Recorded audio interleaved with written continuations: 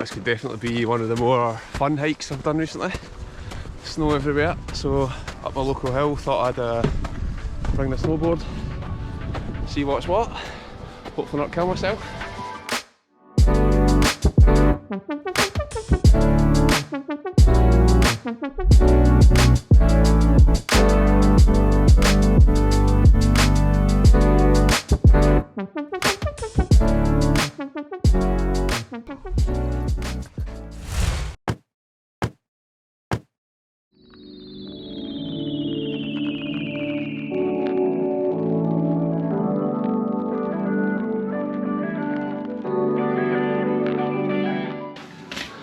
So I'm starting the week off with something pretty spicy, decent little hit session. So I've got a 24 kilo kettlebell, got a 15 kilo plate, and what I'm going to do is I'm going to do a 25-minute EMOM, which is every minute on the minute. I'm going to go for a 21-15-9, so 21 kettlebell swings within a minute, 15 ground to overheads with the plate, and then 9 cleans with the kettlebell. And as I say, you get a minute to do each of those sets. The faster you do it, the more time you have to rest in between. So yeah, for the timing, what I've got a little app on my phone, and that's basically set up to 60 seconds work, 0 seconds rest, 25 sets. So I'll get a little buzz in my ear that lets me know that that's my minute up and it's back to work. So let's get stuck in.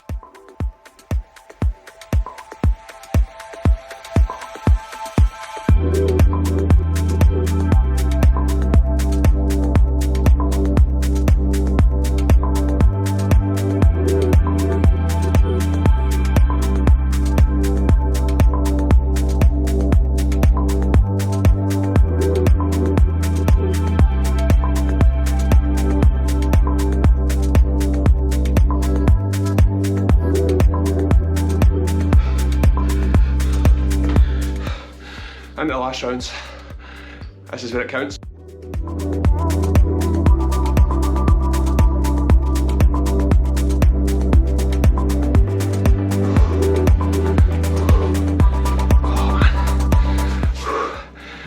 That is brutal. It's one of those workouts where at the start you start strong. You think to yourself, the quicker I finish the set, the more rest I have. The longer you go into it, you know, a couple of seconds creep over into the following round, and then you need to work a little bit harder to make sure you hit the minute mark. It's quite tasty, it's quite tasty. Oh, certainly gets the blood flowing. So yeah, 25-minute EMOM. Give it a shot. You could throw anything in really, any movements you want. Yeah, I definitely try and incorporate quite a lot of CrossFit style training into my workouts. It's just a great way to push yourself as hard as you possibly can in a small amount of time. You know, it was 25 minutes tonight. It doesn't take long, and you can see the state of me. I'm absolutely sweating. I can't fault it as a training methodology. It's you won't work much harder over a prolonged period of time in a CrossFit gym, and you do see results. And again, it's just sheer hard work. Like, it's just grit and determination.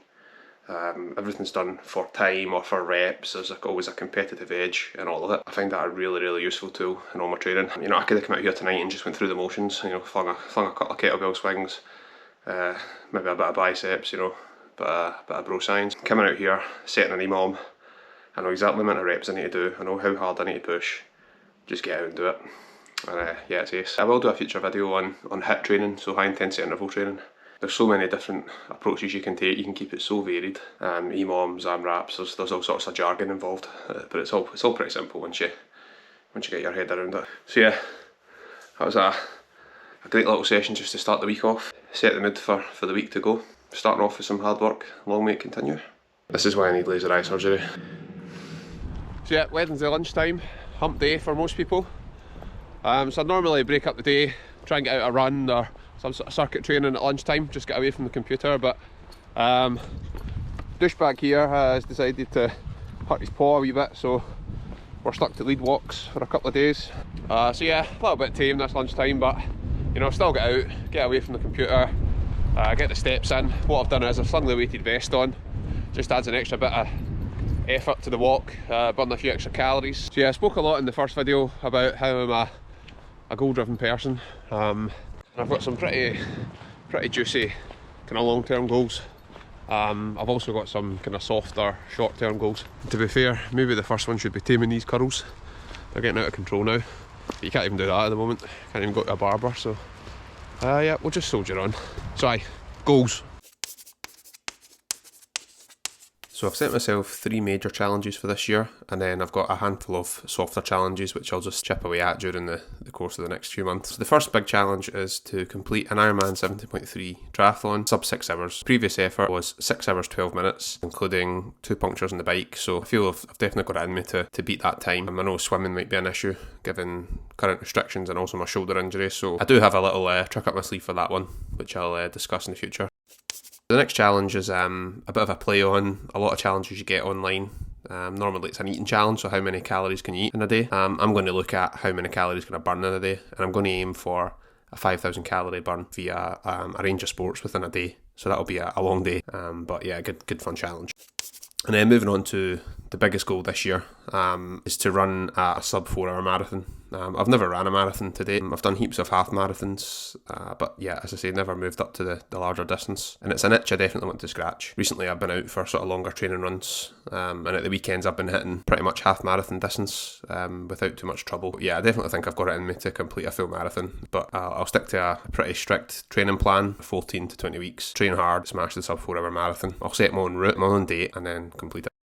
And then moving on to the handful of sort of softer goals. So a big one I've not really spoke about yet is diet. And as many people will know, diet is about 70-80% of the big picture here. You can't out-train a bad diet. You know, in the past, my diet has definitely mirrored the graph in video 1 with the spikes. I'm either all in or I'm not really paying much attention at all. And I've tried all sorts of, call them fad diets, call them whatever you want to call them. Keto, paleo, intermittent fasting, you name it. I've given it a shot and had reasonable success with a lot of them, but I think the bottom line is a lot of that is just controlling your calories in, which is the key thing. Make it something that's sustainable and stick to it.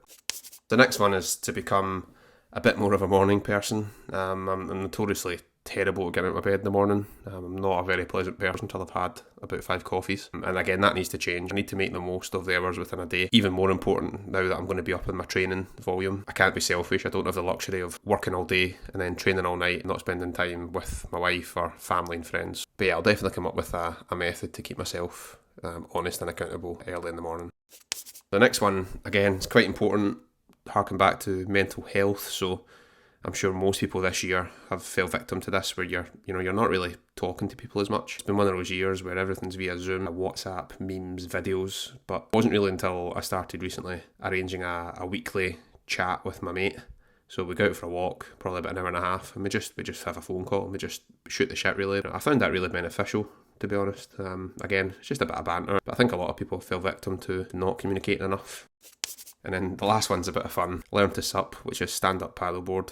I'm notorious for having too many hobbies. I like to try my hand at everything, and I don't apologise for that. But stand-up paddleboarding was something I tried when we were on honeymoon in Thailand, and I just couldn't do it, as you'll see here.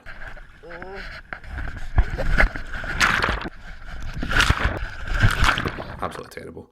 So a couple of stand-up paddleboard lessons are definitely on the cards. It actually takes a bit of finesse, so should be an interesting one to teach myself how to do it properly. So yeah, that's a quick summary of the sort of key goals I'm going to aim for this year. There's going to be heaps of mini goals in between on the road to certainly the big 3 in terms of Ironman, 5,000 calorie challenge and sub 4 hour marathon. Just wrapping up the video, finished the week off with a 75-minute bike session, an upper body weight session, and I had a decent hike up a local hill with 20 kilos on my back. Stay tuned, plenty more videos coming in the pipeline. In the meantime, stay safe, stay positive, suffer stronger.